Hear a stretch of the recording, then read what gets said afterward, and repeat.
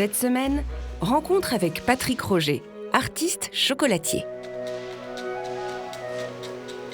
Patrick Roger, je suis chocolatier, sculpteur, chef d'entreprise et puis surtout une multitude de métiers. Moi, la chance que j'ai, c'était une chance, mais j'ai souffert. On m'envoie en pâtisserie. À 16 ans, je commence à travailler à 2 h du matin, 28 jours par mois. Grâce à ça, 2 ans plus tard, je vais finir deuxième apprenti sur 100.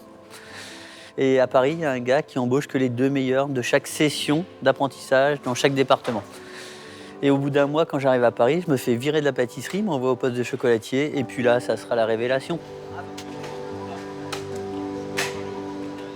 On fait 14 millions de chocolats sur l'année, en gros. Noël, c'est 4 à 5 millions de chocolats.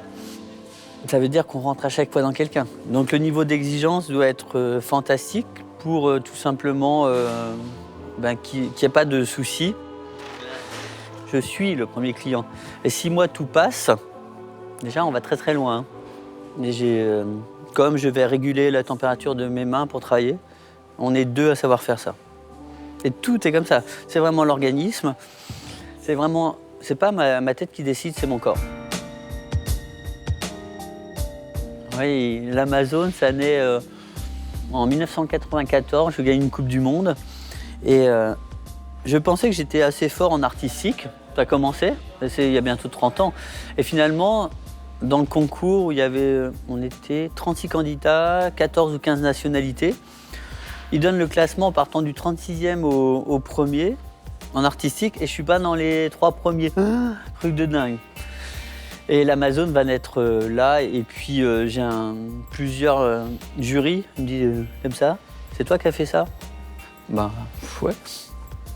Et ça sera le début de l'histoire des concours, et après ça me qualifie pour on va dire, c'était la porte ouverte, la grande porte pour aller au meilleur Ouest de France. Avant j'avais 2 de moyenne. Je fais rien dans la journée, ouais. Je fais tourner l'atelier. Oui, ma consommation de chocolat, c'est pas une légende. Je mange 500, 600 grammes de chocolat par jour quand c'est calme, peut-être 1 kilo. C'est essentiel que mon corps décide. Il va décider et certifier la qualité. C'est certifier qualité si on a cette capacité à manger beaucoup. C'est bon.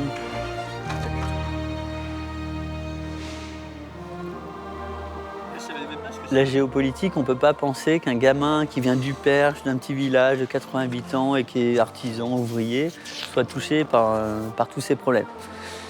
Par exemple, on va prendre les pistaches en Sicile. Mais la Sicile, pour avoir des pistaches, il y a 4-5 gros pays producteurs dans le monde. C'est l'Iran, la Turquie, la Syrie. Donc quand on a un problème géopolitique en Syrie, on fait exploser le marché de la pistache. Et on se retrouve avec des conflits ou dans le milieu de conflits, aussi bien financiers que tout simplement plus de matières premières. Et aujourd'hui, le plus grand défi, c'est ça. C'est comment demain, on continue à trouver aussi des matières premières qui sont juste ce qui est mon goût.